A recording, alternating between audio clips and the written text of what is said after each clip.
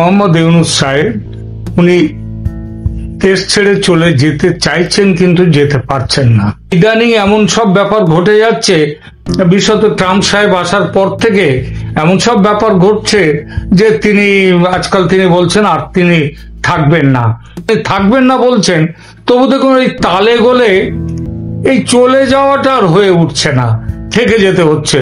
বৈষম্য ছাত্ররা আটকে দিচ্ছে, বৈষম্য বিরোধী ছাত্ররা আটকে দিচ্ছে, জামাত, হিজবুত, আল শামস আরো সব সেই ভাইরা, হেফাজতিরা, তারাও সেই সব ভাইরা যেতে দিচ্ছে না।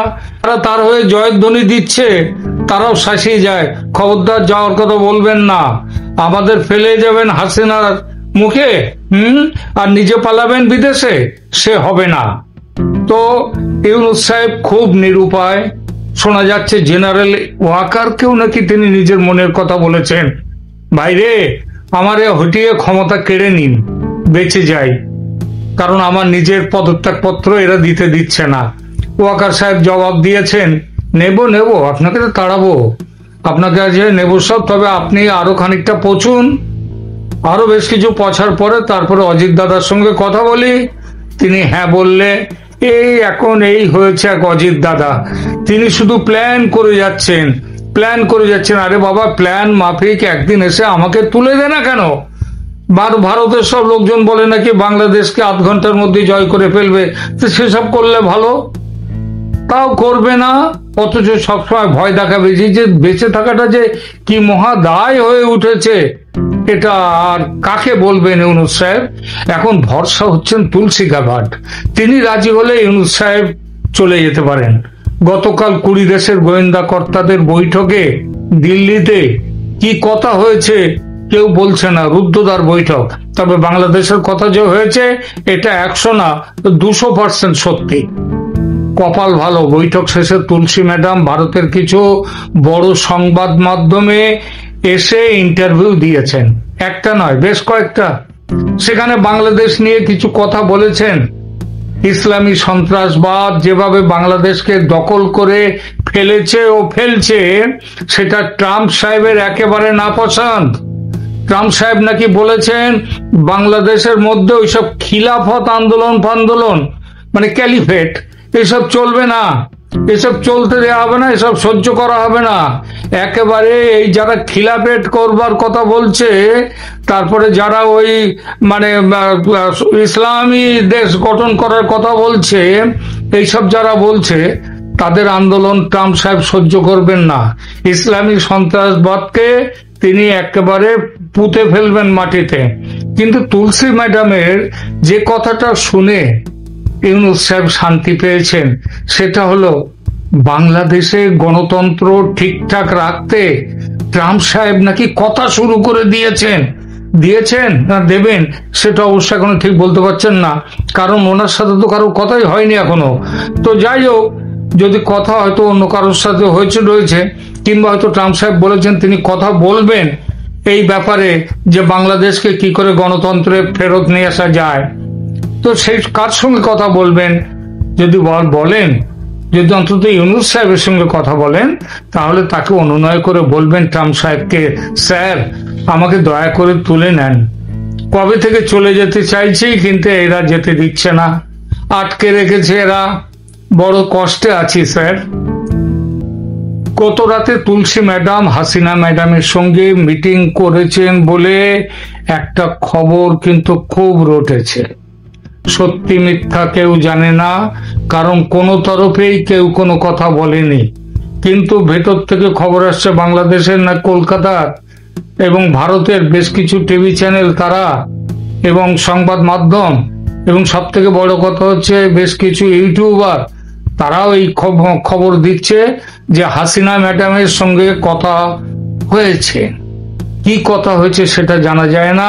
হাসিনা ম্যাডামকে তুলসী ম্যাডাম সেটা সরকারিভাবে জানা যায় না, তবে তো যারা বলছে এরকম খবর বেরিয়েছে তারা তো বলছে কি খবর বেরিয়েছে, কি কথা হয়েছে। তুলসী ম্যাডাম নাকি জিজ্ঞেস করেছেন হাসিনা ম্যাডামকে, আপনি কবে নাগাদ দেশে যেতে চান? হাসিনা ম্যাডাম কি আর বলবেন, মানে এইরকম যে মানে সে মেঘনা চাইতে জল, এইরকম কথা বললে সব তো হিসেব ওলট পালট হয়ে যায় না? তা হাসিনা ম্যাডামেরও হিসাবটা ঠিক একটু একটু ওলট পালট হয়ে গিয়েছিল। তিনি বলেছিলেন preferably by April also, as early as possible. তার উত্তরে ম্যাডাম গ্যাবার্ড নাকি বলেছেন, হোয়াই নট বাই মার্চ, মার্চের মধ্যে কেন যাবেন না? খবরটা যদি সত্যি হয়, মানে খবরটা যাতে সত্যি হয় সেই আশায় বুক বাঁধছেন ইউনূস সাহেব। যদি ২৬ তারিখের আগে ব্যাপারটার ফয়সালা হয় তাহলে কিন্তু বড় ভালো হয়, খুব ভালো হয়। সেটা হলে চীনের ঝামেলাটা তাহলে আর থাকে না। চীনারা বড় খতরনাক, সর্বভোগ জাত, যা পায় তাই খায়। পোকামাকড় যখন খায় তখন কি মানুষ খাবে না? ভরসা এখন তুলসী কাবার্ড আর প্রেসিডেন্ট ট্রাম্প।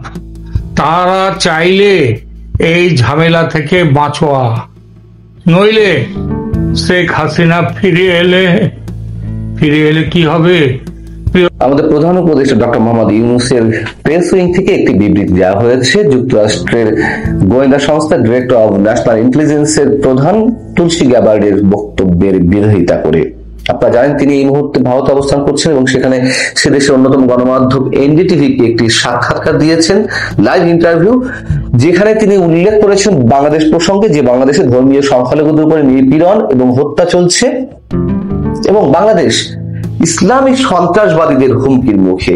মূলত তার এই বক্তব্যের বিরোধিতা করে বক্তব্যটিকে যথেষ্ট বিভ্রান্তিকর এবং যথেষ্ট তথ্য প্রমাণের উপর ভিত্তি করে দেওয়া হয়নি বলে প্রধান উপদেষ্টা ডক্টর মোহাম্মদ ইউনূসের দপ্তর থেকে, প্রেস উইং থেকে দাবি করা হয়েছে। এবং এই স্টেটমেন্টটি আমার কাছে যথেষ্ট ইন্টারেস্টিং এবং স্ববিরোধী বলে মনে হয়েছে। কেন স্ববিরোধী এবং ইন্টারেস্টিং সেটি ক্ষেত্রে প্রথম প্রশ্ন হচ্ছে যে তুলসী গ্যাবার্ড লাইভ ইন্টারভিউটি শেষ করলেন সোমবার বিকাল 5টার আগে বা সন্ধ্যার আগে। এই বিষয়ে আমি নিজেও সন্ধ্যার পরপরই একটি কন্টেন্ট আপলোড করেছি সন্ধ্যা 6:30টার দিকে। সেখানে গভীর রাতে আমাদের প্রধান উপদেষ্টার দপ্তর থেকে কেন স্টেটমেন্ট দিতে হয় যদি তার এই বক্তব্যকে বাংলাদেশের জন্য এতটাই বিভ্রান্তিকর এবং বাংলাদেশকে খাটো করা ইঙ্গিত বলে মনে হয়। বিবৃতিতে বলা হয়েছে তার এই বক্তব্যটি যথেষ্ট প্রমাণের উপর দেওয়া হয়নি এবং বিভ্রান্তিকর, অতিরঞ্জিত বলেও মন্তব্য করা হয়েছে। আর স্ববিরোধিতা এই বিবৃতির মধ্যে স্পষ্টভাবে উঠে এসেছে, বা বিবৃতির মধ্যে দিয়ে যে শেখ হাসিনার বিরুদ্ধে জিহাদ ঘোষণা করা হয়েছে এক প্রকার বর্তমান সরকারের পক্ষ থেকে, আন্তর্জাতিক গণমাধ্যম ডয়েচে ভেলে থেকে শুরু করে বিভিন্ন গণমাধ্যমে যেই ধরনের রিপোর্টিং হয়েছে বাংলাদেশের উগ্র চরমপন্থা বা ধর্মীয় মৌলবাদ সম্পর্কে, সেই সম্পর্কে কেন কোনো প্রতিবাদ দেওয়া হয়নি। যেমন আন্তর্জাতিক গণমাধ্যম ডয়েচে ভেলে তো একেবারে স্পষ্ট করে বলা হয়েছে চরমপন্থী সংগঠন সম্পর্কে। এখানে বলা হচ্ছে নিষিদ্ধ সংগঠন ঘোষণা দিয়ে হিজবুত তাহরির রাজধানীর বুকে মিছিল করে, তারপরে সক্রিয় হয় পুলিশ, নারীদের উপর হামলা চালিয়ে দিব্যে ঘুরে বেড়ায় হামলাকারীদের হোতা, এবং পুলিশ সক্রিয় হয় সমালোচনার ঝড়ের পরে। এসব কিছু ইঙ্গিত ডয়েচে ভেলে এও বলছে। শুধু ডয়েচে ভেলে কেন, আরো বিভিন্ন গণমাধ্যম, বিবিসি থেকে শুরু করে বিভিন্ন আন্তর্জাতিক গণমাধ্যমে এই রিপোর্টিং গুলো তো উঠে এসেছে।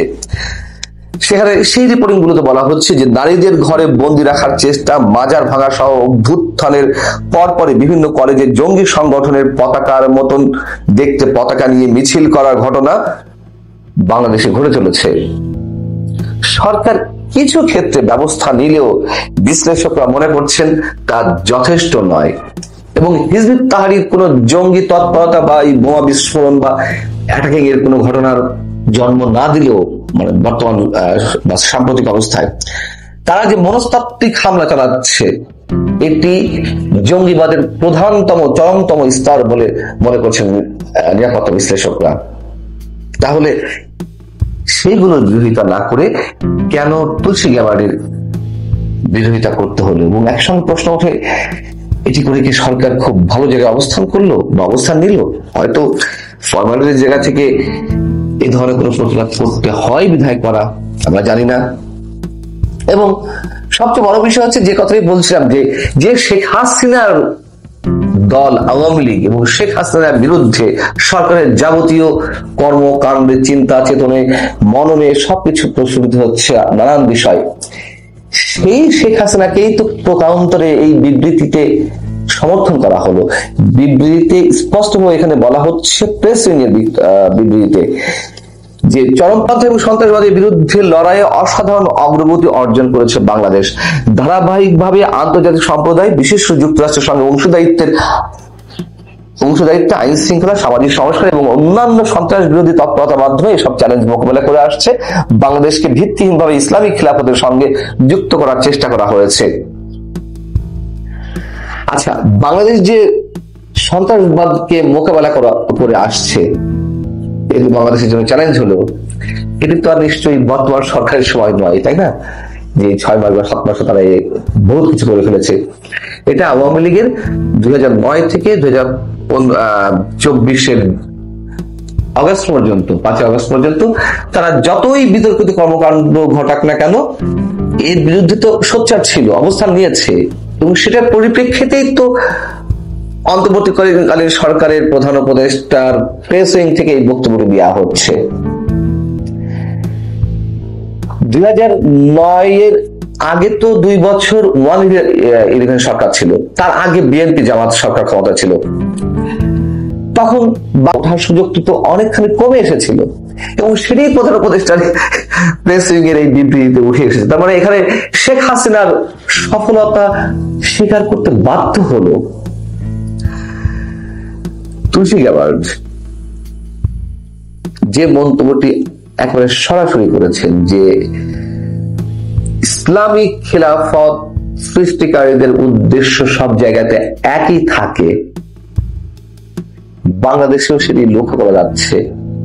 হিজবুত তাহরীর নিষিদ্ধ সংগঠন ছিল, হিজবুত তাহরীর সারা বিশ্বে ইসলামিক খিলাফতের চেষ্টা চালিয়ে যাচ্ছে।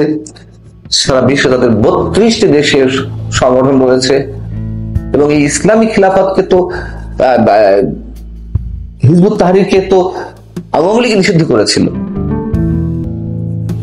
তাহলে তুলসী গ্যাবার্ডের এই বক্তব্যগুলো কেন আমরা তথ্য ভিত্তিহীন বলে মন্তব্য করছি? এবং মাঝখানে যে কথাই বলছিলাম, যে এই বিবৃতিটি সরকারের জন্য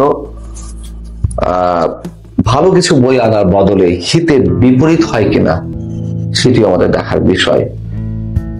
আমার মনে হয় এই বিবৃতি